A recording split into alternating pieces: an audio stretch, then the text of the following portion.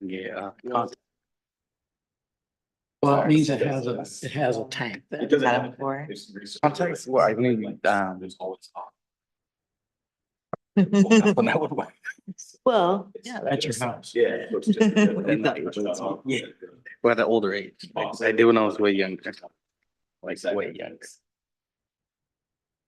Oh, Only yeah. wearing like the I have costume circulating ones. And I was like, huh? Aw. Takes a front minute off. to get used to. Yeah. Like, more water.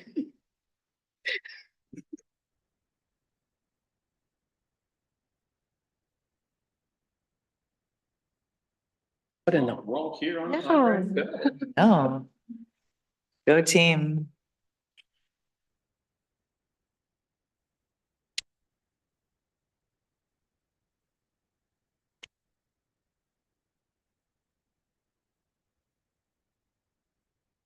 Go.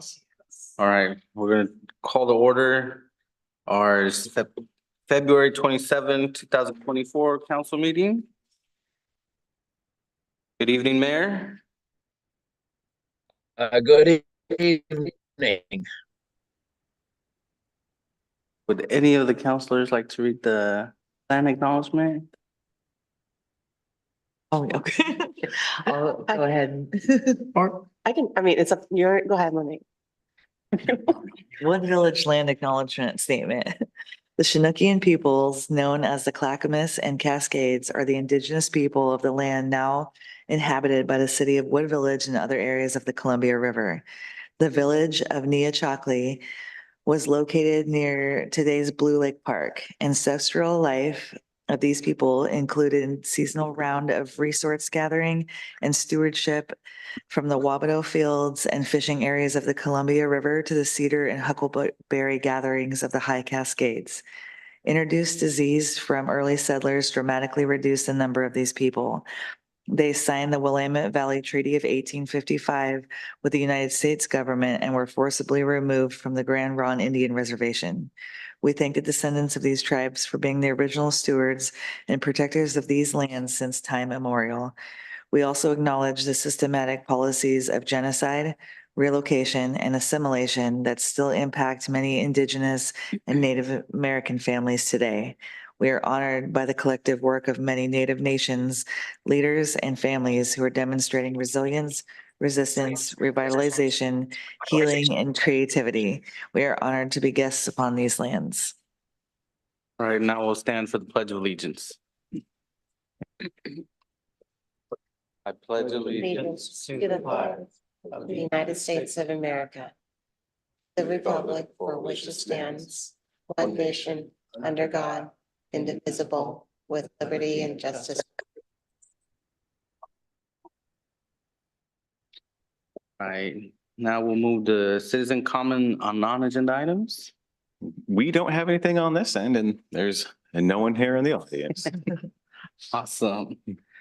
I will move to the consent calendar. Questions? to approve the consent calendar. I second it. I moved and seconded. All those in favor? Aye. Aye. Aye. Presentation on 2023 Annual Comprehensive Financial Report.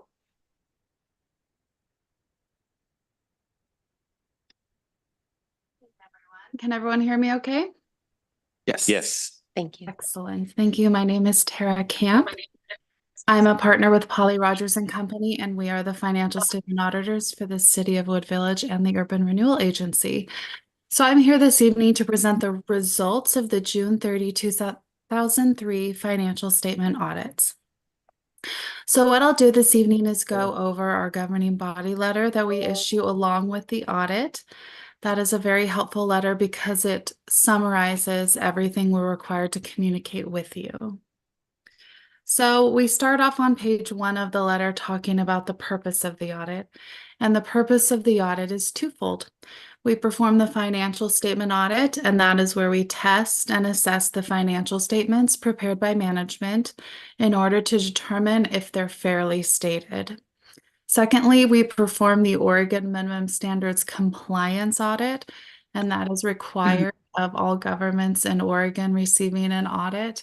And that is where we look at various laws and regulations to ensure compliance with those areas. And then on page 2, we cover the results of the audit. And the results for the financial statement portion of the audit is an unmodified opinion on the financial statements. That means a clean opinion with no reservations. So that's excellent and exactly what you're going for. For state minimum standards, we found a couple exceptions requiring comment as noted on page 111 of the report.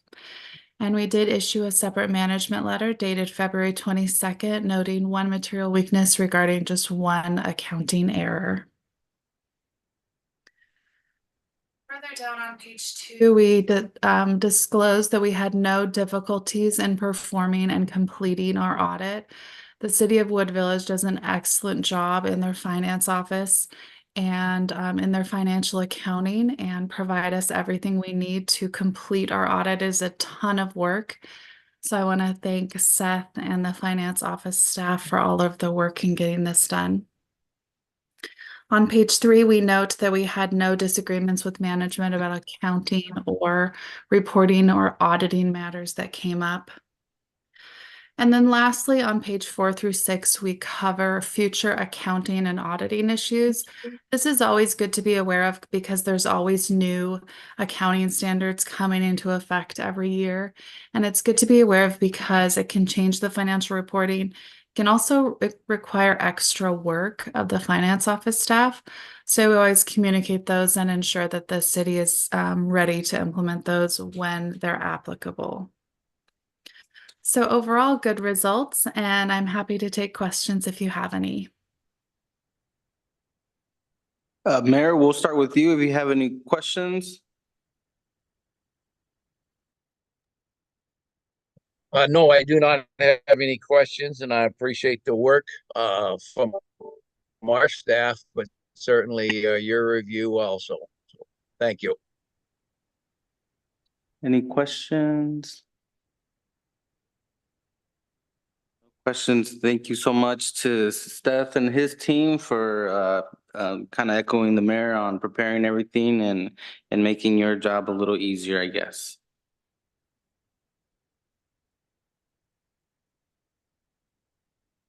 All right. Thank you. We'll go ahead and move with the gateway sign design update. All right. Thank you, Council President, Mayor, council members, members of Urban Renewal. And I know it was fun listening to the audit. So hopefully you'll bear with me while we get through, just this urban renewal business.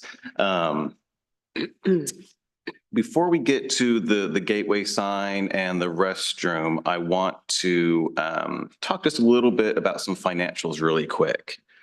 For urban renewal, specifically the bond, because if you note in the staff report, we mentioned some, I'll call it unanticipated bond proceeds that are still remaining. I want to be very clear. These aren't like extra funds. These aren't free monies. These were monies from the bond we took out in 2020 that through either project reallocation or other project savings, we still have a chunk of money from this bond sitting there that needs to be spent as part of the bond covenants and things like that. So quick background, just as a reminder, or for those that are a little less familiar with this. So in 2020, we took out a bond of, the bond itself was about 3.4 million, but we netted just under 3.4 for the projects. At that time, those projects were the utility relocation at the former City Hall site, moving around water lines, sewer lines, storm lines, so it be prime for redevelopment.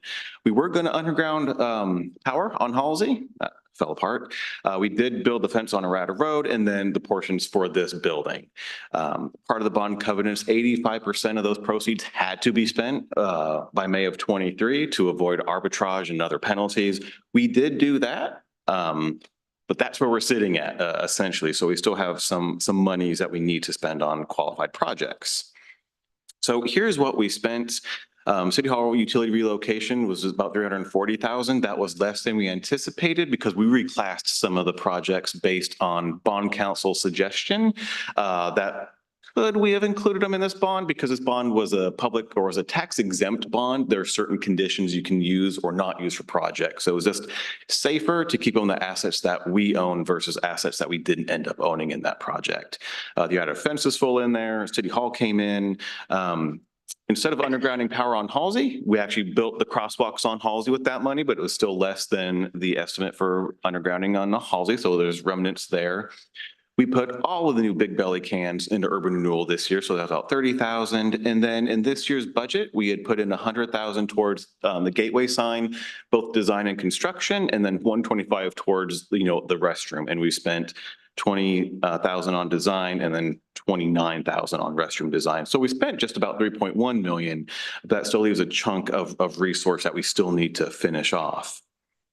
And that's where we'll get into. We don't need to discuss each project just yet. I'll get into each one in the agenda here. But when you read in the report where we're getting additional urban renewal monies from, this is where it would be coming from. So it's essentially either project savings or project reallocation that there's still bond money we need to spend. And both these projects are both underway, so we can spend the money. They would both qualify under the covenants conditions. We also don't have to spend them in this manner. I want to make that clear. Like if you all feel this doesn't feel right for the agency, for the public's resource, we would just want then a discussion on where else could we spend those funds? And we'll get in that as we touch on each project. So before I get into the gateway itself, questions on the financing part. Hearing none. I also want to acknowledge we do have urban renewal member Minnie Weather online as well, inclusive of the mayor. So let's get into the gateway sign.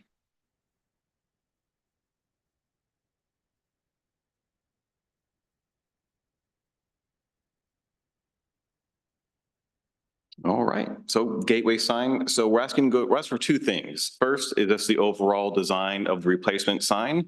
And then we'll get into what we're calling the design alternative that would pull about 70,000 more urban renewal money. So first, we'll just get into the design. A little bit of background. These are our gateway signs. There's one, that front photo is the one by 84. And then we have another one up the hill. The one up the hill is not an urban renewal, but the design's the same. Both were installed in 2004. Rehabilitated in 2009 because when they were first built in 24, those are raw natural timbers. They were direct buried in the ground. Didn't last so long with untreated wood. So we actually pulled them, put in the foundation, reset them, cut the rod out, reset them. Well, the natural wood is doing what natural wood does in harsh environment this fiscal year. We had 100,000 from urban renewal, then 80,000 in general fund to cover the construction of the sign, not in urban renewal. Just to help you on one thing, Greg, Yes. they were installed in 2002. Oh. Yeah, just to. All of our contract documents said 4. So, but we thought they were sooner than that because we thought they were part of the interstate project, but No, city staff installed them because I was one of them. it's funny. Yeah. I kind of disagreed with everyone that when we installed them that we should treat them somehow. But since I was new here, they said, no, it's okay, Mark. We can install them just the way that's why they brought it out so quickly. Yeah, they did. They did. And this is how they, these are a little bit older, but again, these are the signs for just as a reminder for everyone where they're at, what they look like. And this is the design. So in fall time, we took some very draft conceptuals and at the time council said, yep, go ahead and make that a real design, but bring us to us before you actually finalize it, go out for a permit and build. So talking through it, it's about a little over 10 feet tall for reference. This part here is about 10-ish. So it's about the same height, less the roof structure of the current signs. We've got the wall here is Corbett basalt finished with concrete caps. So it's very similar to the walls we have here at City Hall in the park. The sign itself, ignore the sign part we can design. That's a placeholder design. That could be like that, maybe slightly different, but that's a 4x8 structure. And then it's about 14 feet long, which is the same footing depth. So we're actually able to incorporate the existing footings that are out there into this design. And just about only 2 feet wide. So a little narrower than the current one, but certainly more robust, more resilient. And the structural components say that some of these timbers need changed out over time. They're easier to service than the current style, inclusive of the sign as well. Trying to change out that big one it's a job. So before I get into the design alternate, how are we feeling about this is our design and replacement? And I did have one question. Wasn't there a discussion of maybe creating a space to put banners on there as well and not block the welcome So sign? twofold in that. One is the design alternative kind of answers that question, at least for the North Gateway sign. This, I'll call it stone portion, is almost 4 feet tall. Our banners are 3. And so, we can always attach brackets to the stone portion and put the banners during those banner times below the main sign portion. So banners would be attached kind of in the stone area. But in getting to design alternative and realizing there was funds from urban renewal bond we needed to spend, and how could we add value to a project that's already underway, was looking at an electronic message center. And in this case would be a 2-sided one, 4x8, so same size, full color, fully programmable. So, I mean, you can add app that you can just, send a new thing, and it would pop up there. Operating costs are about $3 a day is the estimate. They're all LED, so low power. It can operate in temperatures of -20 up to 140.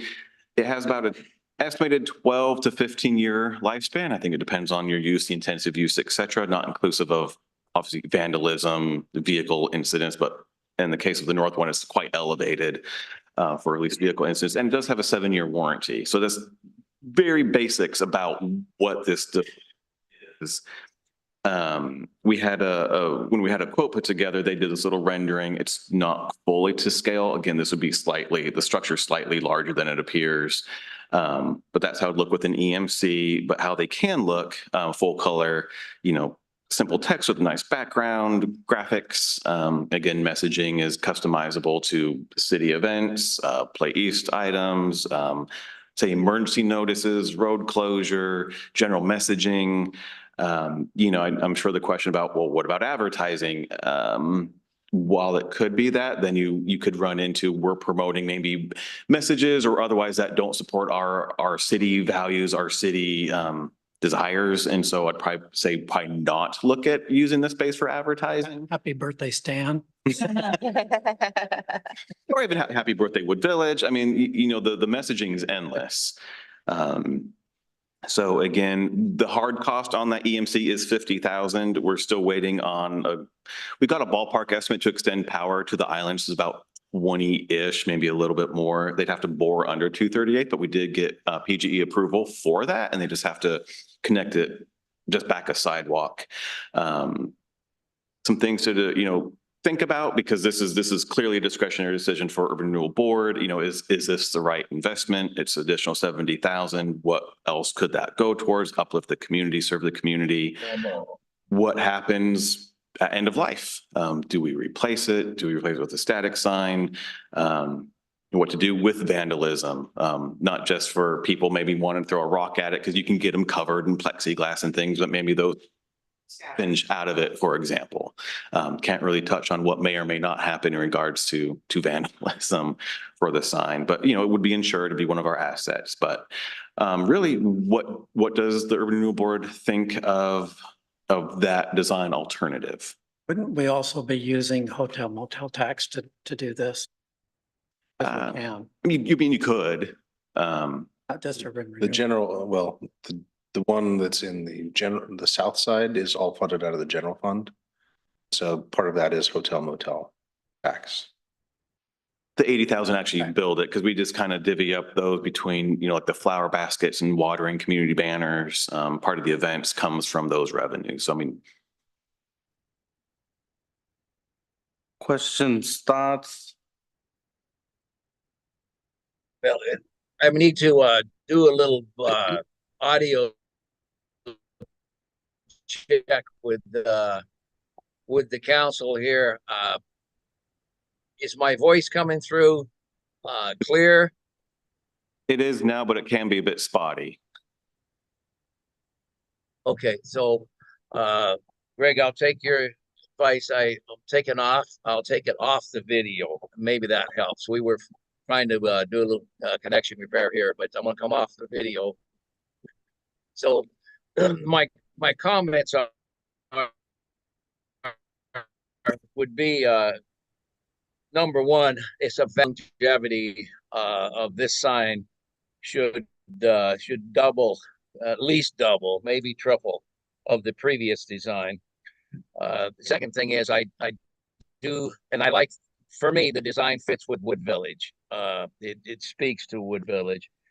And the just to follow up on the signage itself and the ability to post notices.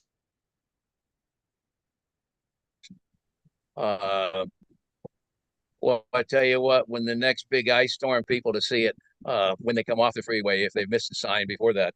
So I think it has a lot of certainly a lot of pluses in my opinion.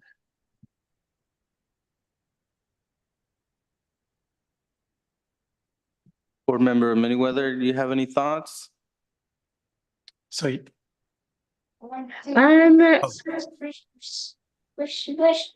guess my main kind of reservation would be, sorry, I have a 2-year-old commissioner in the background that wants to give his thoughts. I guess I would only be opposed to it if there was something else that it would be going to, but if not, then sure. I mean, it looks great. It's definitely up with the times as far as being electronic. My only reservation is if there was something else in particular that the funds will be going to, but at this time, I don't think there is any proposed projects, right? Nothing that's been discussed at a board level. Because Okay.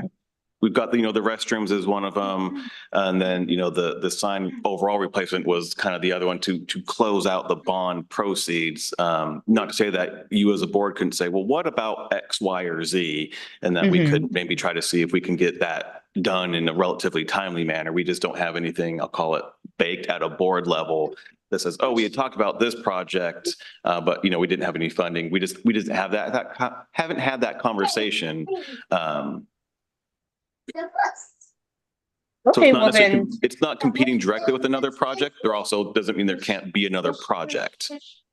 that makes sense. Well, to me, it looks great. I mean, I think it looks pretty good. Other thoughts? Oh, how'd you know I had a question? you like it?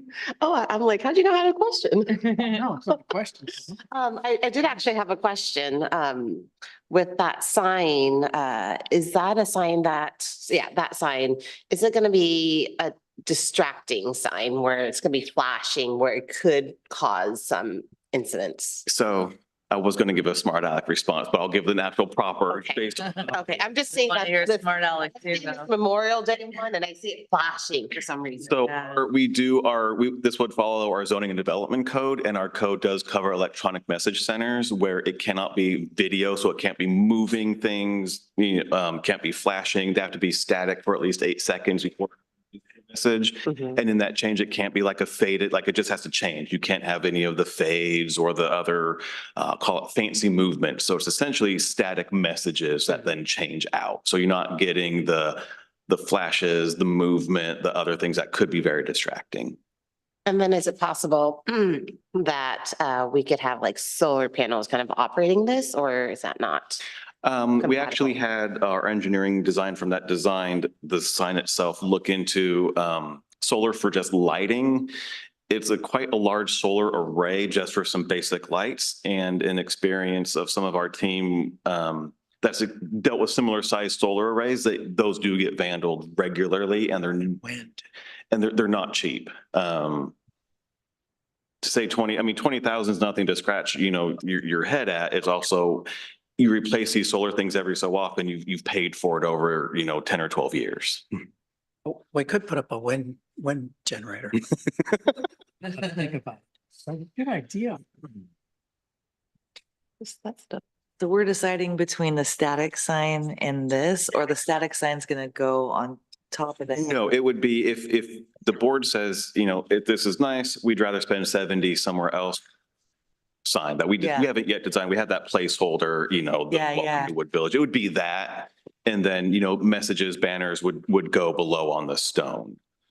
Or this? Or if the board says, wow, this is really neat, something we couldn't otherwise do, we would go this route with the changing messaging, et cetera. For the north one, the south one will still be a static sign.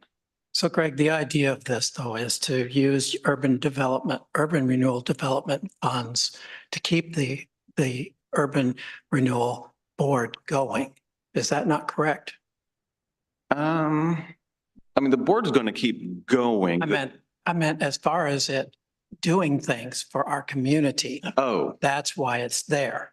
And yes, so spending money on projects like this is the purpose of it. kind of, you know, say uplift an area. I don't want to say always fancy. And it up, is but- beautiful. And that's what our purpose is here today, is to look for these kind of things. And it looks like Mini Weather has raised her hand. So that's why I really love this. So that's my thoughts. Yeah, I do agree. It does look really nice. And I think, Greg, you might have already told me this, so forgive me if you have, but do we have a time frame in which we have to use the bond money for projects? So the main timeline was that May of 2023 date where we had to spend 85% of the funds. That was a hard deadline. The risk we still have by holding on to funds longer is at some point you earn interest greater than what you're paying interest on the loan, and then you're actually creating it as a revenue source when it's supposed to be for projects. And we don't have to spend it by May of this year or even, you know, June 30 of this year into the fiscal year, but it would be nice to close them out by September time. Ideally, we'd close it out this fiscal, but based as you'll see in the next presentation, the restroom project will go a little longer. It's just good to get that closed out, and then we're just doing the bond payback. We're no longer tracking any kind of bond proceeds and revenues, if that makes sense. So Jeff has a lawyer. Yeah, you know, the basic reason for it is the IRS takes a dim view of making money on tax exempt bonds. When you issue tax exempt bonds, they're supposed to be for capital projects. This is why there's the arbitrage requirements and the spending limitations. So that's the basic reason that you can issue these bonds. They're tax exempt. You get a much lower interest rate, but it's not designed as an investment vehicle. It's designed to build projects, as Mark was stating, for the benefit of the community. And up until last year, we weren't gaining much interest in our accounts because, you know, interest rates were low all around, but now we're gaining 5.2%, which is greater than our loan. Okay, that makes sense. Thank you both for explaining. Yeah, I got a few comments. That's okay. Go for it. Some questions, some comments, but sounds like the board is on board with going with electronics. Pretty much so. Okay. And I'm looking at this picture here. I got kind of thought to throw out there all these nice posies out there. And I was just wondering, instead of putting our plants in there and they all kind of die off during the summer, spring, and you have to maintain them, put water on them. Why not look at putting some artificial flowers in that area instead of living plants? Because they can look really nice, you know, until you you put them in the spring or summer, take them out in the fall. That's all you have to do. You don't have to go in there and you have to weed them. You don't have to water them. They look great for the entire season. I know they're not living plants, but when we're talking about beautification, they look a whole lot better than a bunch of dying plants, you know, and we all know what we're talking about. We've seen the medium get down the backside of summer and starts looking pretty ragged. And really, do we have the staff available to go and maintain that on a daily or weekly basis too? So I just want to throw that as a thought.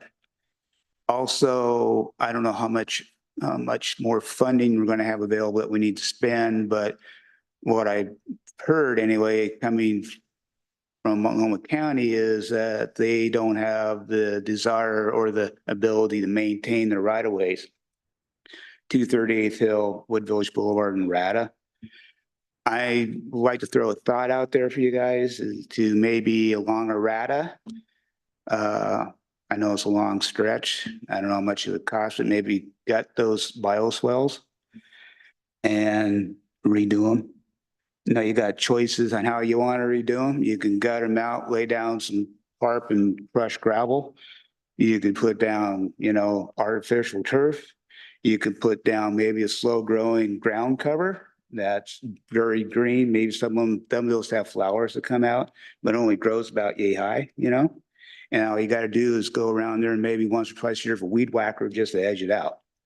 We know how that's going to look come towards the middle of summer. You're going to have stuff growing out in the street, going across the sidewalk.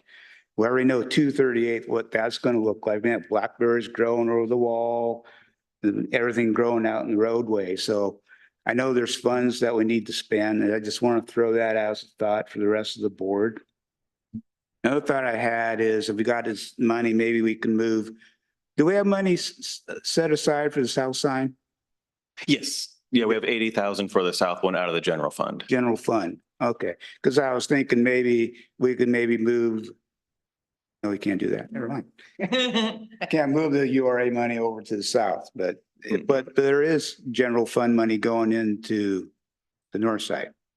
No, Okay. the north sign, Oh, the it's freeway just the- sign is 100% urban renewal Oh, because it's in the agency Okay. versus, and that would be the tough spot. Let me touch on a few things you brought up. 238th Hill, not going to disagree that's a problem. It is a problem. And we heard from the county last week. Their ability to maintain it is minimal at best. Unlike previous years, they seem to be more open to communicating how to best maintain that to a relative acceptable standard. So using urban renewal monies to kind of redo that, I don't think we can fit that in the plan because it's 238 isn't. The thought of Arata, though, we have heard from county transportation that those bioswales, I don't want to say were designed incorrectly. I think we've touched on this at council a while back. But when the county transportation is looking at hiring a contractor to take care of the maintenance of those, the contractor said they won't because they weren't designed appropriately, whatever that means. I'm not going to say it was incorrect. It's just maybe for what the purpose wasn't the right mix of design and plants. So we know that's something, it's on the county's radar. We also know they don't have funding to do. So I would have to look into one, if the county's got any kind of new plan, what that cost is, and then how it could work, because I really don't want the city to own the bioswales, because then you own that maintenance, that responsibility, the testing. And we also know those bioswales are a problem, both aesthetically and functionally, where it rains a lot and they're not draining.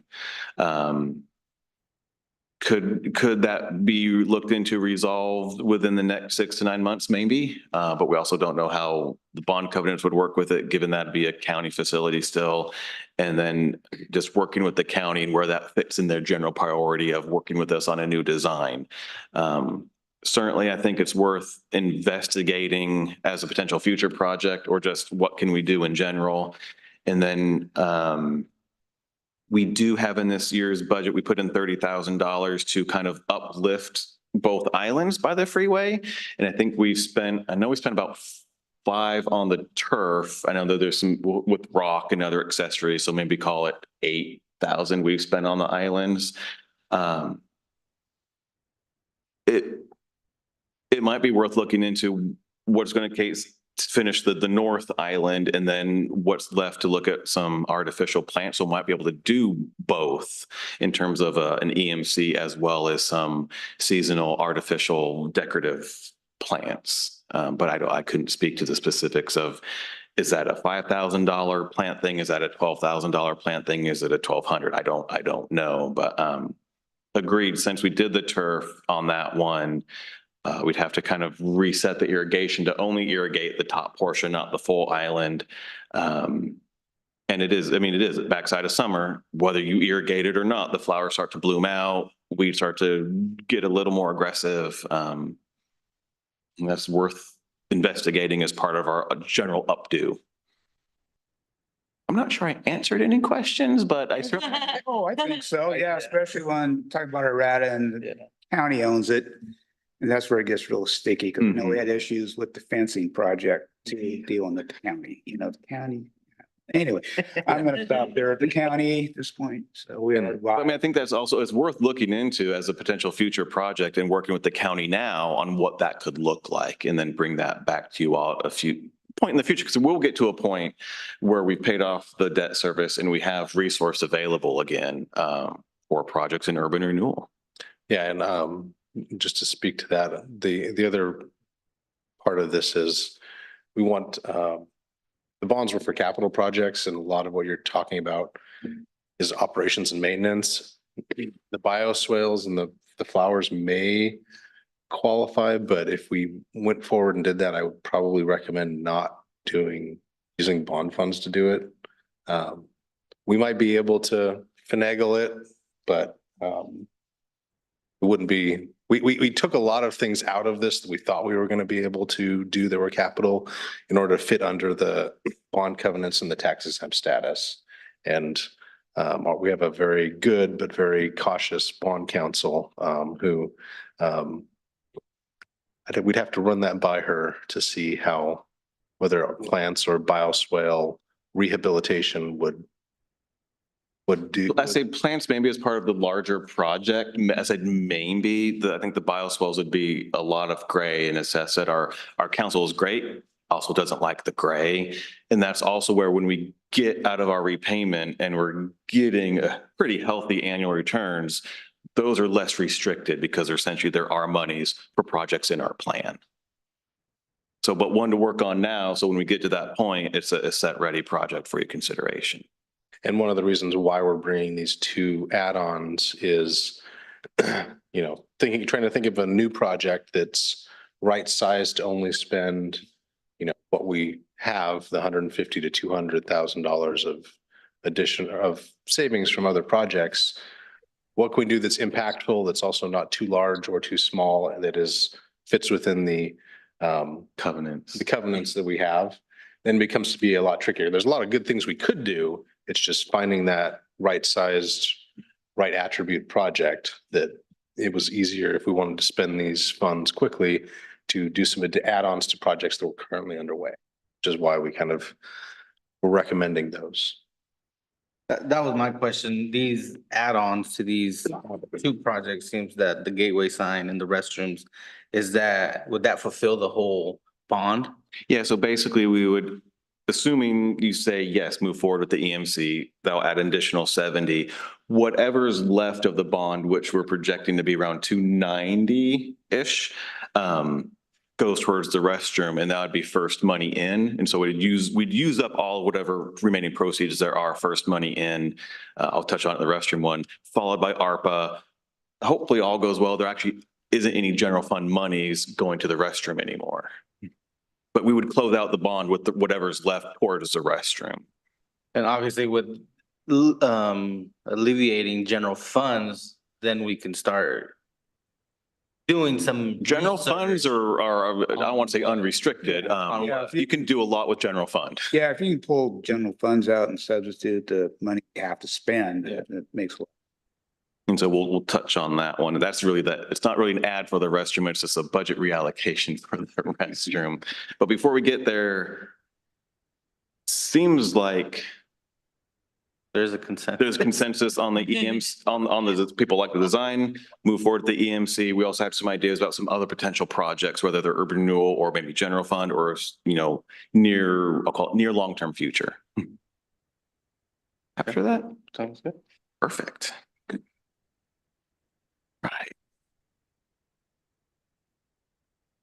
On to the restroom. Luckily, the restroom is not really an ad package. It's an update on the design, the process, and a budget reallocation. So hopefully you like it. So this lovely photo is when our current restroom was installed. It was a prefabbed unit put in nearly 20 years ago, and it either needs a lot of love or needs replaced.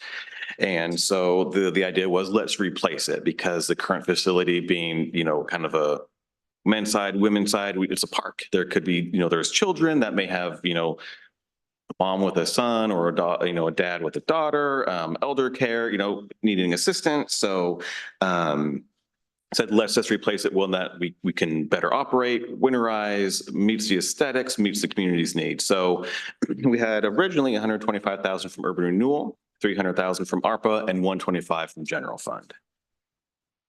And what we're going to do with that is I don't want to call them stalls, not really stalls, but they're not really rooms, but there's 8 individual units. Accessible. They will have programmable locks, so we can close them. I'll call it evening hours. What those are is that, they're closed from 9 p.m. to 6 a.m. in the summer months, and more like, 8 p.m. to 7 a.m. winter months.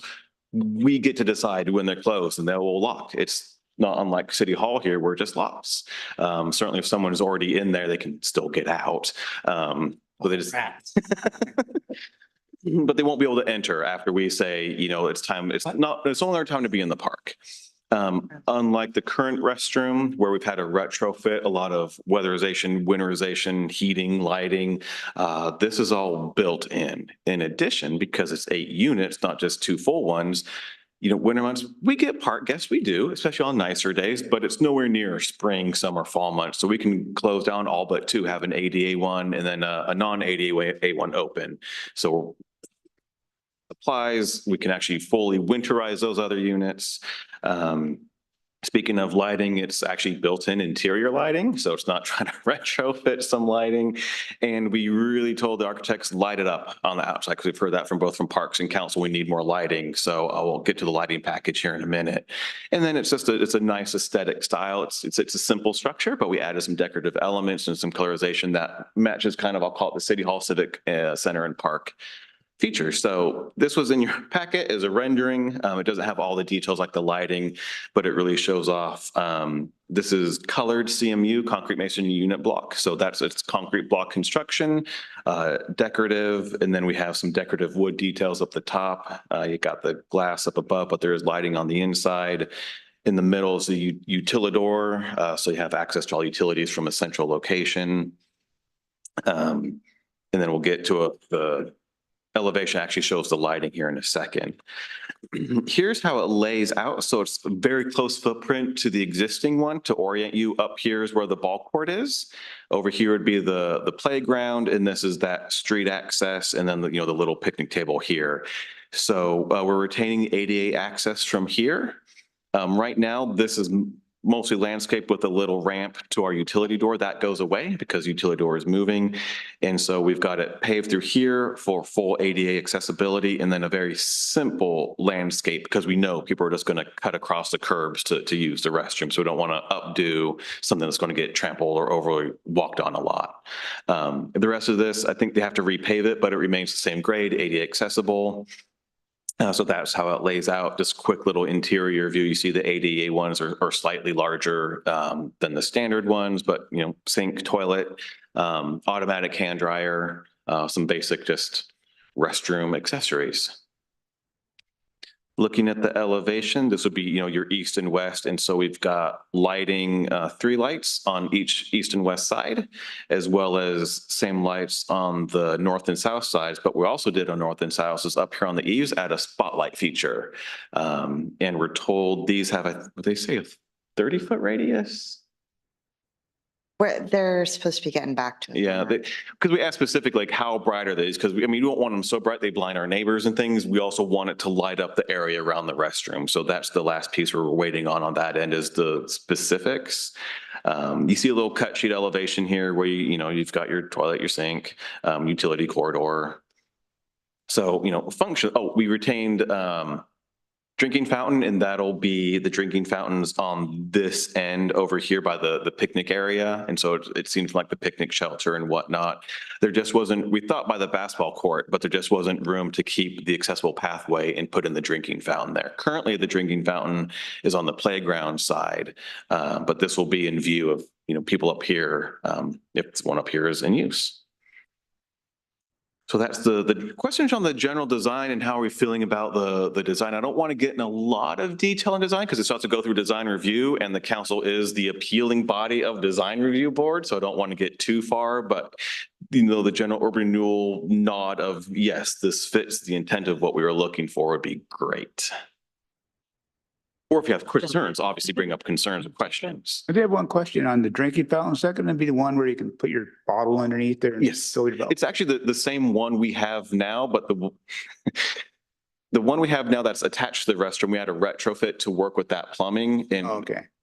we're going to scavenge it for parts and buy a new one that will be essentially the same one we have here. It's the same one we have, just new again. Okay. So yeah, bottle filler, drinking fountain, doggy water. Any questions or thoughts out in the TV land? I like how the beams kind of mirror our sign, the proposed sign that we have, how they're like exposed. It also might match the beams right out front here. Yeah, I like how it kind of all ties in.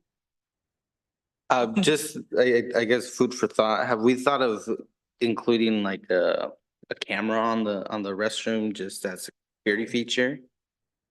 Talked about that.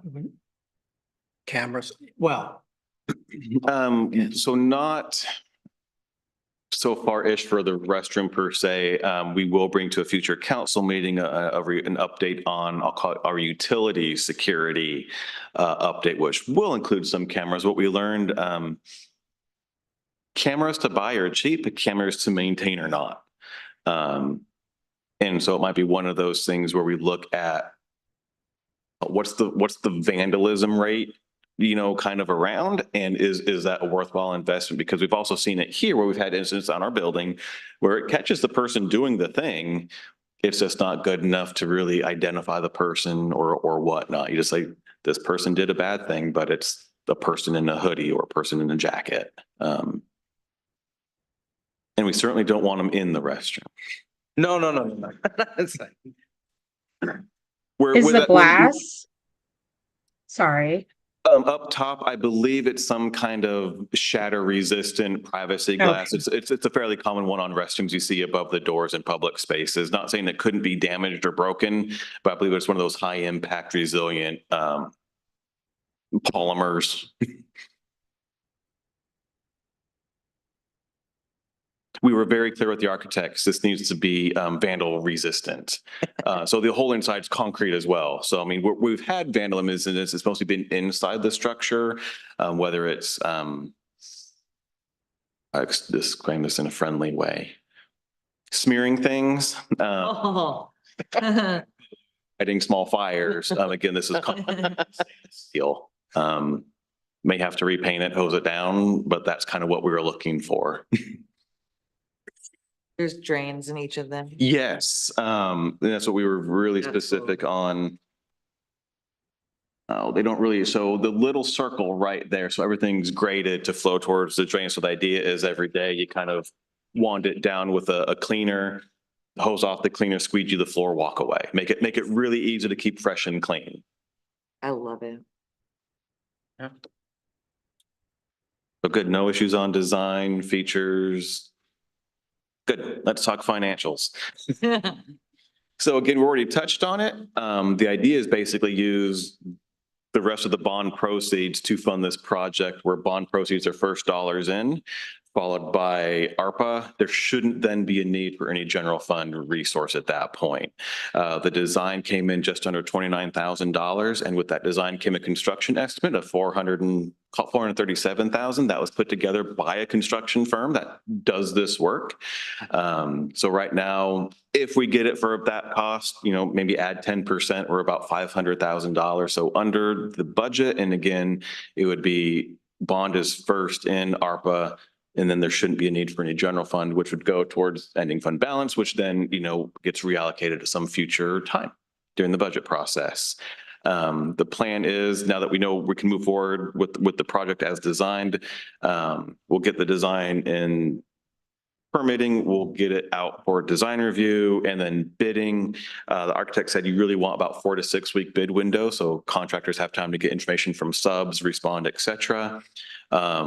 hopefully construction starts in May. And if it does, the architect anticipated sometime kind of latter part of July to wrap up. So it's not the quickest project, so we'll need some kind of interim solution, especially during the summer months for, maybe porta potties or things, but certainly should be done this summer for a new facility. Any questions, thoughts? I'll just comment, basically, listening to what Seth said and Jeff about the nuances of using urban renewal dollars and how sounds like a good plan, but you have all this get it done. It sounds like it makes sense to use them on something we can use them on, free up those general fund dollars back into the budget. I think we're gonna need them. Yeah. The public safety issues and such. I think the biggest, for me, leaning forward on the sign was, the emergency response. Their messaging and things. As long as the power didn't go out. Yeah, exactly. But yeah. But I think that adds a lot of value to the usage of the. So sounds like everyone's happy with increasing the urban renewal allocation, and then general fund hopefully is not needed, or at the very least would be last dollars in. Is that good? All I right. want to just check out there. Can't really see if Here, let me, question. there we go. Good with me. May I remind you Thumbs up guys. for me. All right, sounds good. Thumbs up. Excellent. Well, thank you all. That concludes the urban renewal portion, but certainly welcome to stay. But thank you I so much. appreciate the invite, but I think I'm gonna cut out. Nice seeing you guys again. See you, Stan. Have a good day. Have a good evening. See ya.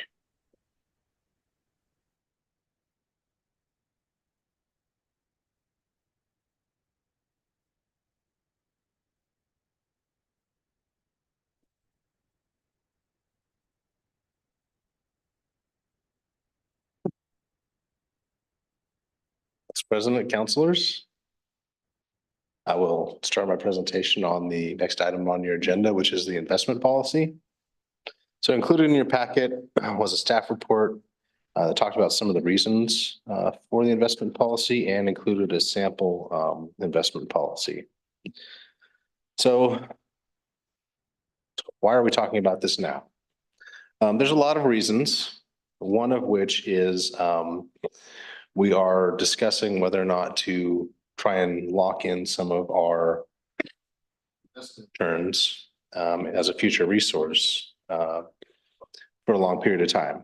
So question is, why are we doing this now rather than why haven't we done it? So this is one of the graphs that came out of your finance director's report monthly. And you can actually run this back to 2008. And part of the reason why we never really did this since I've been here is the rate was really, really low for a long time after the 2008 housing crash. And typically you don't want to lock in your investment rate when the rate's low. You'd rather lock it in when it's high, but you also don't want to lock it in when it's going up. So we had briefly considered in 2019, 2020, when the interest rates had been going up, whether or not we should do something like this. And then COVID happened and interest rates dropped really, really quickly. And so we kind of lost that opportunity. So it's been on something we've been kind of monitoring. And so as you can see, the last year and a half, interest rates have been rising rapidly, and we're not forecasters. We don't, if I could predict what the Federal Reserve was going to do, I wouldn't be working here. But it seems like a lot of the consensus is that the rates have stabilized. They're not looking at future increases. They're talking about decreases. So if we wanted to, and we also, in looking at our financials, these investment returns have really helped out all of the operating funds. I think this year, if you look at your investment or your finance director's report, we might take in $500,000 in interest earnings this year. between all of our operating funds, which is not an insignificant amount of money. So the question is, how do we, if there were, a recession, or if the Fed decided to lower their rates, which they've stated that they want to get it down into the 2 to 4% range, long term. Currently, the interest rates are higher than what they have for what inflation is, which typically that is a signal that they're going to start lowering them. Again, all this is speculative, but that's why this is why we're looking at it now. And this is why we're kind of coming to you to revamp our investment policy, because up until this point, there really hasn't been a reason to have an investment policy, because we were just going to keep the money in the Oregon short-term fund that was managed by the Oregon State Treasury, and take whatever we got from there. So that's kind of the why now. Kind of the what is this? So the investment policy is something that helps guides. It's a policy document that council adopts that helps guide staff and put some parameters around what the priorities are for us and what your goals and intentions would be. So in crafting this, there's a number of organizations that have sample templates for investment policies for local government. The Association of Public Treasurers, the Oregon State Treasury, the Government Finance Officers Association all recommend having an investment policy adopted by council as a best practice, and have samples for people to pirate. So there's, again, the sample policies included in your packet. I want to just hit some of the highlights of kind of where, because none of this, just because it's recommended or it's in the sample policy, really this is a document that is council's direction to staff of how to prioritize and how to go about doing this. So I included in your packet kind of what some of the key elements that are kind of gleaned from those three organizations as recommendations.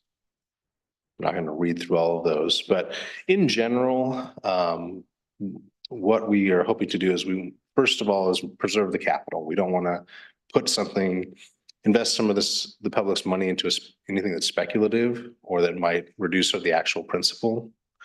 As Jeff said, the IRS takes a dim view of tax exempt agencies out earning the market. So we have arbitrage rules where we can't take the fund balance and invest in the stock market or something that's more speculative. We also need to make sure that we have enough cash on hand to meet our operating needs, and that we don't get into a situation where all of our money is tied up. And we don't want anyone to spend any time in prison. So that's another general purpose for having an investment policy. And yes, yeah. Greg first.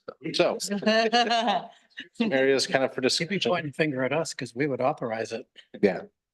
The city manager would be delegated as the investment officer. He then could delegate it to the finance director to be the person who runs it. It gives some flexibility.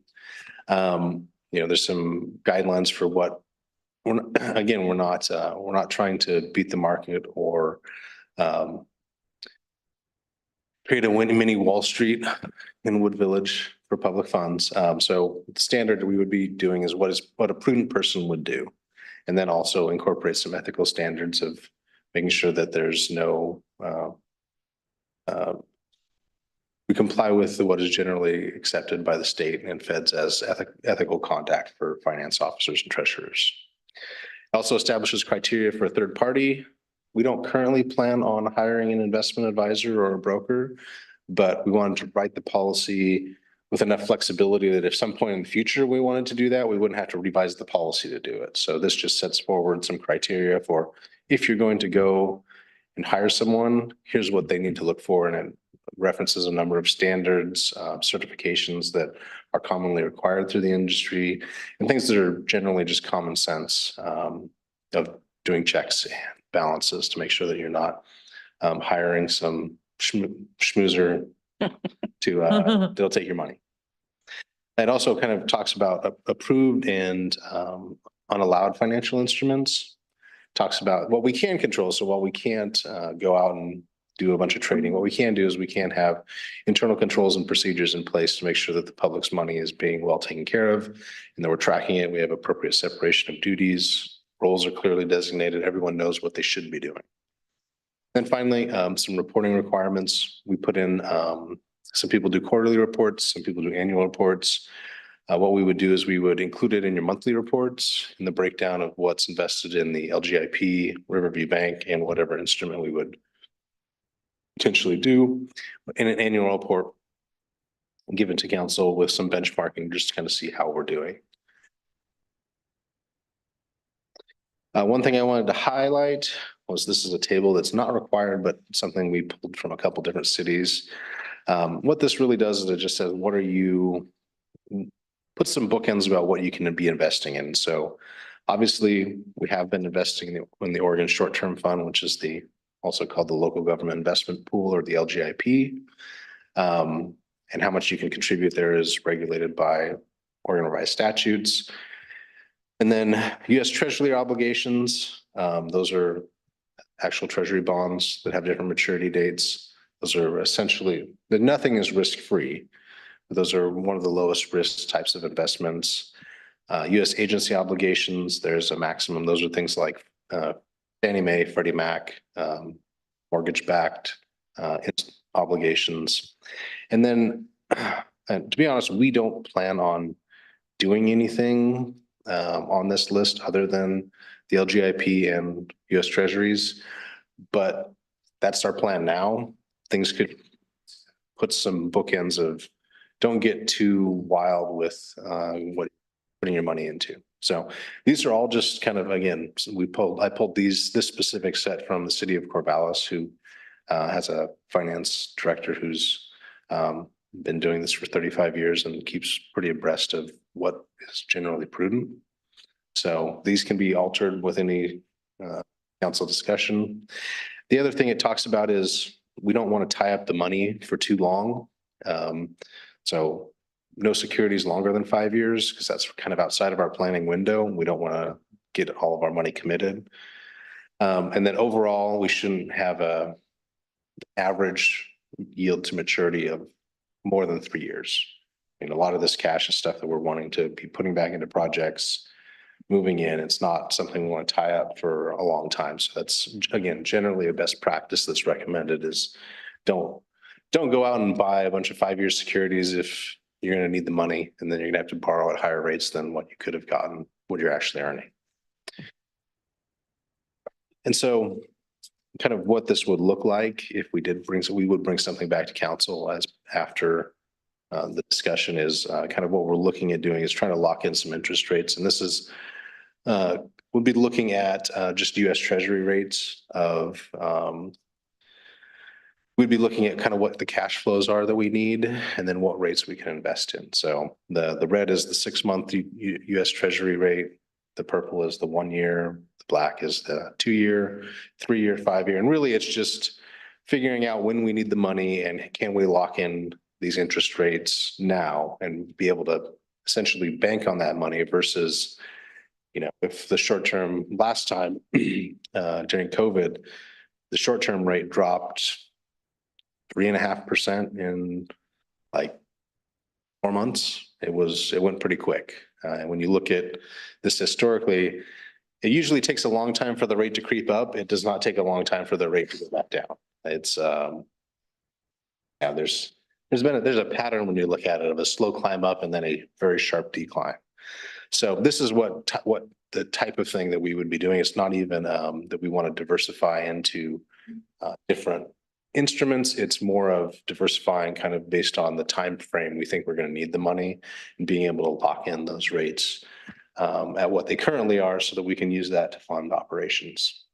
So this is the type of thing that we would be after we hear back from you on the investment policy and then bring you on for adoption that we would look at doing. So that concludes the presentation. Again, this is a recommendation, sample policy, but none of it is codified, and we wanted to run this past you all before bringing back anything for formal approval. Why are we heavier on the greenest of 5-year, right? Mhm. Why are we heavier in putting more toward a 5-year? This was just an example. And so before we would do this, hang on, as we're working on now that we have the master plans, now that we have the master plans done, we have a better idea of what the capital requirements are going to be for for the utilities. And so we would look at what cash is needed when, and then kind of build in a contingency for our short-term operations, and then look at what the rates are and when we need it to kind of try and maximize the return and see how much we should put in there. You know, if we know we have a big project 2 or 3 years down the road, we wouldn't. This is just an example of what this might look like when we bring it back. Okay, because I was just thinking like stacking it.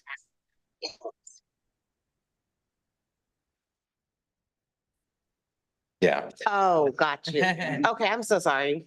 Yeah, no. I'm looking at graphs and numbers right now and Yeah, and okay. the other thing is that, you know, obviously you'd like to lock in that 5.3% for 5 years, but the longer you get out, the lower the rate pays. And so we would do kind of an analysis to make sure that we were trying to maximize the return, because once those securities mature, then you have to reinvest them either in the short term or buy a new security, and the rates could drop. So it's kind of a trade-off between, do you want to try and you hope the rates are going to stay high and you're going to be able to roll it back over, or do you want to have a longer term but less guaranteed? Okay. I read this, trying to get as much out of as I could. Currently, the guidelines on their page 13 here shows our current financial policy as far as investment policy is concerned. And what you're wanting to do is somehow incorporate the elements of the investment policy should include or consist of the following? Or are you wanting to include some of the things that Corvallis and the other city that you're wanting, that you looked at? Yeah.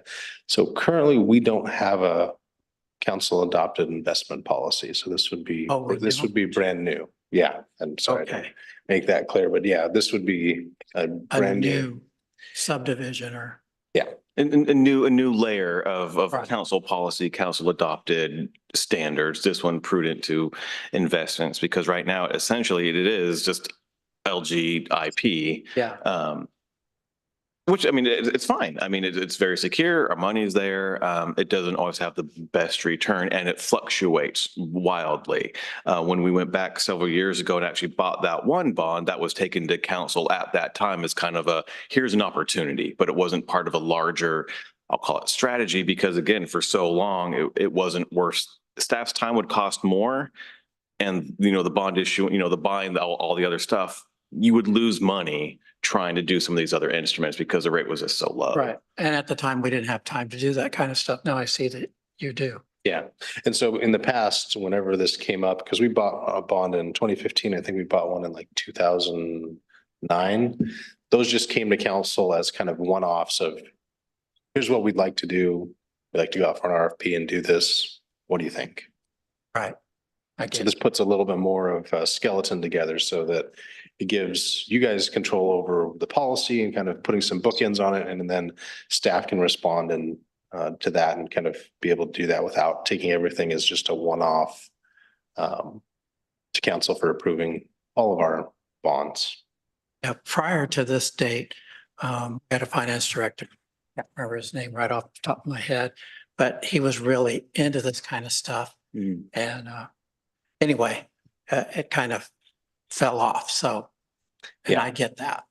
Yeah, and part of the reason why you have financial policies is that it's not who sits in the seat doesn't determine how you do.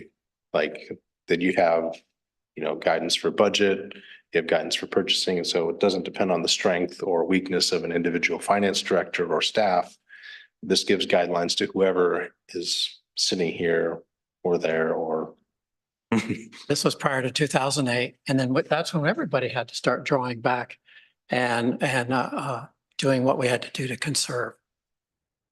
Yeah, I can see this. No, this is really good. I was hoping that you would have a lot of insight on this. Actually, that's what I was asking about, the stacking of, as far as like maturity and, doing it, so when one matures, or, stacking it where there's a maturity level where we have access to more liquidity and then they stack based on dates. But I had a question about, the investment advisor. Why wouldn't we want to go down that route now as opposed to later? I didn't understand.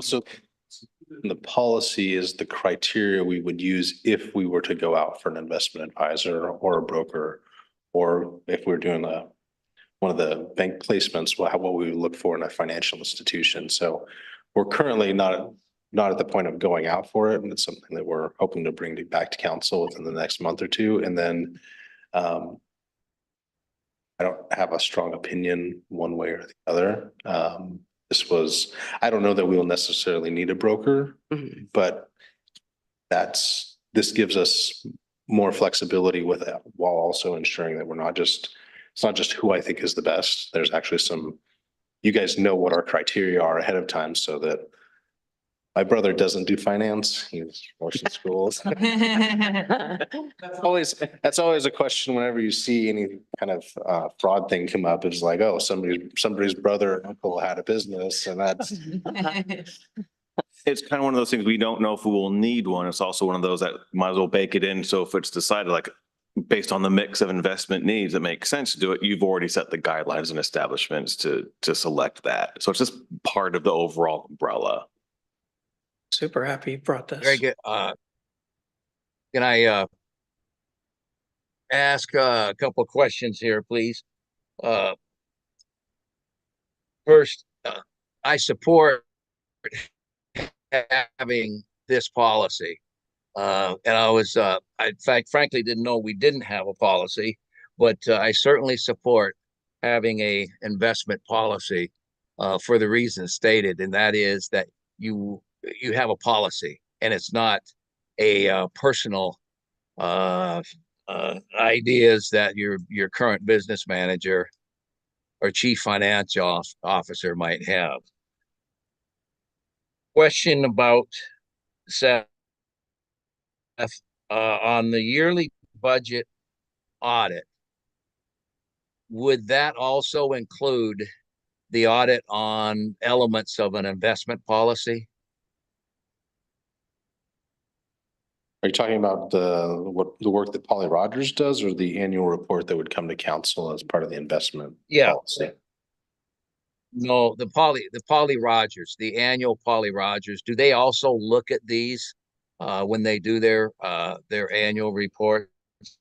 It's to the council? Not unless we request it. They're testing what's required for the required by the Department of Administrative Services, the Secretary of State, for municipal audits and also the compliance with budget law.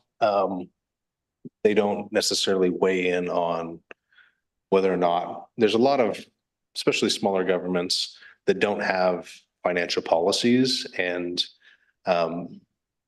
that's something that auditors generally stay out of unless they're asked to specifically review, and then you obviously pay them to take a look at. I think it's one of those things, though. I think if there's a transfer of $1 million to a Cayman Islands offshore holding account, that might get raised in their listing of the books. And what I will say is when we develop the internal controls and procedures for how these things are handled, they will take a look at the actual transactions, because they take a look at that for all of our financial transactions. So in terms of how the money gets from point A to point B, they will take a look at that. Whether or not you should move money from point A to point B is not something that they generally weigh in on. But yeah, it's not going to be, you should have had it in LGIP versus a treasury bond, but they'll look at how you move the money to make sure if it was supposed to go to a treasury bond, it went to a treasury bond. Yeah. Okay. So that answers my question. And for that piece of it, I'm also supportive of looking at this for the simple fact of growing our ending fund balance. We need to protect the balance, but we do need to look at growing that ending fund balance over the next years. And Seth, what's a best practice or what you've seen in the percentage of an ending fund balance that might be, in this case, tied up in a 5-year treasury note? So we have a general working practice that we try and try not let our fund balance go below 15% of 1 year's worth of operating costs. That's kind of a unwritten rule that we have. We don't, there are also policies to deal specifically with fund balance, and we're going to be looking at some of those. But typically what we would approach it as is, and what most people do is they look at trying to have, they do the cash flow analysis so they don't have to do any short-term borrowing, because a lot of governments are really dependent on those November property tax revenues coming in. So we would structure it so that we wouldn't have to borrow in order to meet our cash flow obligations. And then a general rule of thumb is people try and keep on hand 30 to 60 days worth of operating expenses in their in cash or something that's liquid. Beyond that, that's when you start putting things into the LGIP or treasuries. And LGIP really, all they do is they do cash flow management for the state and all the other local government. What they do is they buy US treasuries. So they're out there buying those US treasuries at 3, 6, 1, 2, 5-year intervals, but they're doing it based on what the cash flow needs of the state are, not necessarily what our cash flow needs are. And we have a larger than typical ending fund balance. That's something that council's been very protective of, protecting that resource and not spending that on things that don't deliver value for the citizens. And so we do have a higher ending fund balance than percentage-wise than you typically would for a city. I regularly see people within the region having below 20% ending fund balance in their general fund. Yeah, and Wood Village has done a good job, and that's why, again, this would be, in my mind, a prudent thing to move forward on the investment policy, developing that, and then talking about where and how much might be invested if we want to move forward. Yeah. Have you done any calculations on a 5-year? That's right. I think I missed a part of that question. I heard calculations in 5-year. Yeah. Have you done any just rough calculations on what the return would look like on a 5-year, take a treasury bond? Yeah. It's going to depend on how much we put away for how long. I will say that in the 5-year forecast, we have historically budgeted very, very little in interest revenue because we don't anticipate large, we don't want to change current service levels based on what the interest rate in our fund balance is doing. In the one we presented to you at the beginning of February, we did raise that from $10,000 a year for the general fund to $60,000. I think that this year in the general fund, we will be north of $130,000. So even if we draw down our balance and interest rates go lower, we should be okay supporting that. But part of that was we adjusted that based on the fact that we thought we would be bringing something like this forward, where we would take some of that general fund money and put it into a vehicle that would earn 4 to 5% a year for multiple years. We're comfortable adjusting that assumption because of that. Well, Mayor, the other part of this is that Seth would also include this in his reporting requirements each month. He would include this in his the report of how this would be, as far as the investments would go in the council packet. summary of the investment portfolio. And when you have that right out there in the open every month, to me, that just spells it out that we're definitely right on board with how this is all going. And at that point, any time that we need to make any changes or whatever, we would be able to make those changes at that time. And I just saw that it'd be just like any other items on the agenda. We would be able to be right out here in the middle of, right on the cusp of what's going on. And that's why I like this right off. So that just made it made me feel very comfortable with this entire portion of the proposal here tonight.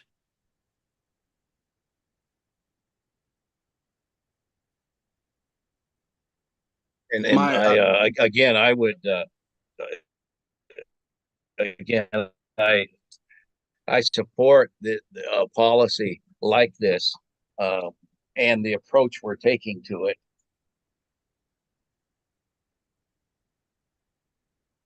I guess what would be the soonest an investment would be considered? I would defer to who you might be delegating. I mean, it seems like, yes, you all want to have this as a adoptable policy for consideration. So again, Seth said, bring that in the next month or so. It kind of depends on how our actual budget works going is to, cook this into a policy. Once adopted as a policy, then we need to do the work that Seth was talking about of the full cash flow analysis, deeper dive into what are our needs, not just in year 1, but 3 and 5, and what instruments are best for that. What's the right mix for, the right interest rates? Are we doing more 5-year than 1 year? Is it more 1 year than 5-year? That's going to take, a bit of time. So, I mean, I'd imagine, and I'm throwing spaghetti at a wall, but I'd imagine sometime latter part of summers, we may be buying, moving some money around, buying some new instruments would be just a ballpark guess. And Seth, tell me Yeah, this would be something for the next 4 to 6 weeks. It's going to be all budget all the time. We've already started doing the cash flow analysis and compiling a bunch of the data. But I was thinking that this would be the latter part of spring, summer to actually go forward on doing some investments. You're now putting meatballs on the spaghetti plate. Yeah. So again, this is just providing you guys guidelines on, Yeah, well, and moving in a direction and keeping. I think it just mitigates Yeah. like any questionable things moving forward. that we're under a microscope, and we just have to be careful with our money. Yeah. Making sure that we have things in place. And we didn't want to bring you just to say, hey, here's our cash flow analysis. We want to buy these bonds without having a policy in place. Right. Because that's, More structure. well, yeah, it's more structure and kind of helps, you guys provide the policy guidance and the kind of what we need to be doing. City manager is kind of person who executes it. Buying the bonds would be executing, but we would definitely let you guys know kind of what we're looking at. And the big point too is it doesn't matter who's in the seat, whether it's finance director, city manager, mayor and council. Like, this is part of, not to say that future councils can't change it. It also becomes this part of, it's a baked in policy of, this is things we do, and it's more overt and intentional. Any other thoughts? The only thing I had is, Jeff, have you had an opportunity to read this? And I read it as part of the packet. It's really more of a best practices thing than a legal. okay, So obviously it's a good idea. okay.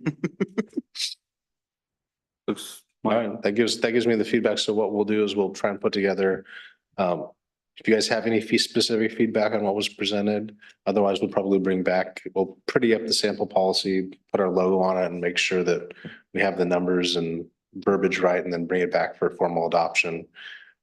Probably sometime in April. Probably latter part, probably after budget. Yeah. I guess last question is, how much staff time would that take? Obviously, you're in the packet, you mentioned the monthly report. That'd be just kind of with your day-to-day stuff, kind of just be able to do that, or is that adding more? This, once this is done, I'm hoping we don't change it for a while. And then once we do the bond buying, that part would, would probably take, I don't know, 40 to 60 hours of staff time to make sure that we're doing the due diligence and we've got all of that kind of right. Honestly, the cash flow forecasting is something that we should be doing anyway. We haven't been. A lot of the reason we haven't been doing. I've worked for organizations where you needed to really pay attention to whether or not you were going to have enough money by the time the county started cutting checks in November for your property tax revenue. Our fund balance was large enough that I've never had to really worry about that. I kind of just doing the week to week, the check signing, doing like monitoring kind of what we transfer between there has been enough to manage the cash flow. And again, the reason why we didn't bring this sooner was interest rates were just not where they needed to be to actually bring something forward. So now that we're getting close to that point, and honestly, now that we've gotten through a lot of other things that we needed to do, there's time for staff to kind of take this. And this is, a best practice is just to do that cash flow management, to really kind of plan ahead. And with the work that you guys have supported with the master plans and all of the financial planning, that we're kind of getting to the point where it makes sense to do. There's no point in doing your cash flow if you don't know what's going to be happening in 2 to 3 to 5 years down the road. So. Perfect. Thank you. All right. Thank you.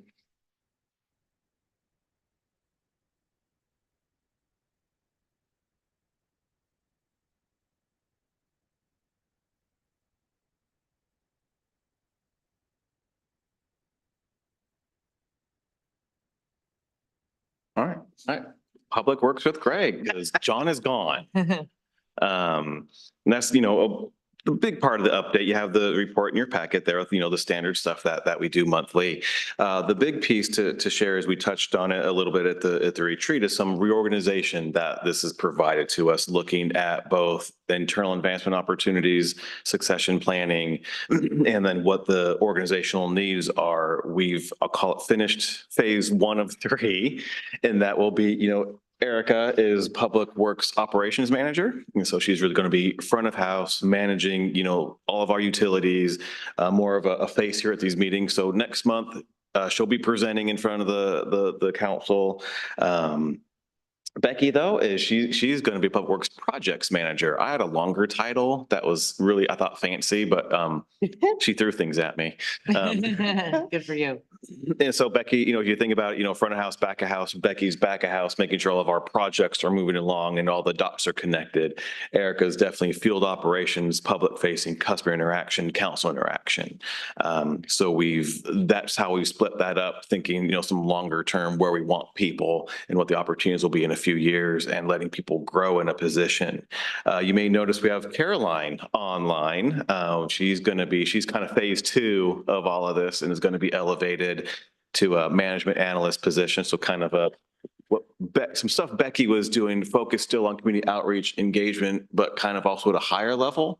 That's going to be inclusive of, being at meetings, whether in person or remote, doing minutes, but really connected at some policy level stuff now. And that will be phase 3 is still squishy, is then backfilling some of the gaps that will come up since we're still down a position.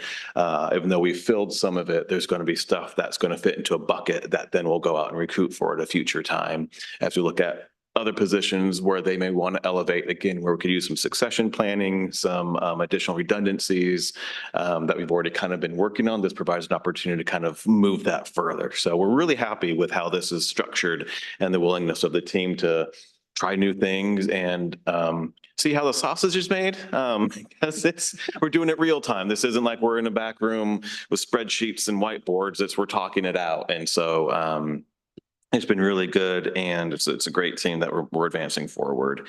Other stuff, we got all of our utility projects underway, sewer, well 3, we'll have probably more of that in the next month or 2 on well 3 and where that's at. In addition, and again, we touched on it, the utility security. We want to present that, give an update. We also don't want to share all of our secrets and things that we're doing, but we're really excited about those opportunities and advancements.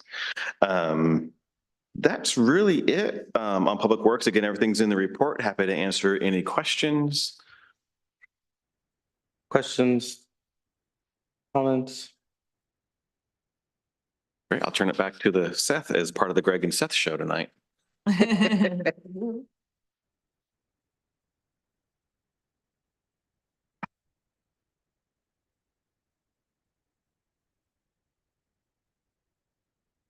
President and councilors. You have included in your packet the finance director's report for the month ending January 31st. I don't really have any. Feel like I've reached my limit of words for the evening, so, but I'm here and available to answer any questions you guys might have about the report included. Questions? We're good. Yeah. Thank you very much.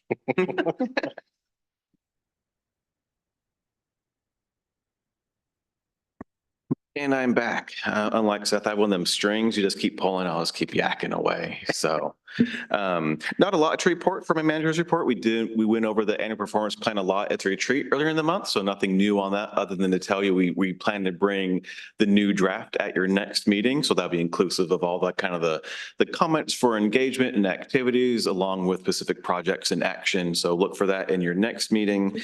We also have met 3 cities on fire and some concrete next steps for that, which will include, some budget asks and specific work developing some requests for proposals, meeting with fire district. And so that's moving along actually quite well.